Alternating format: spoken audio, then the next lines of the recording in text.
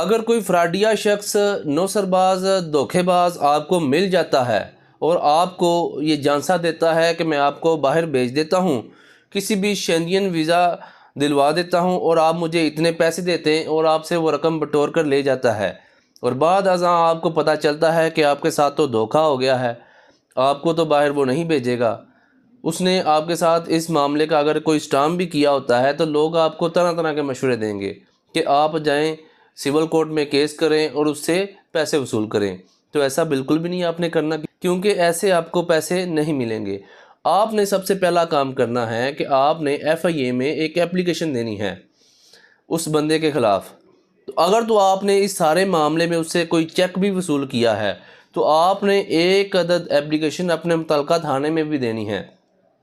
اس کے بعد آپ کریں 37 کا دعویٰ،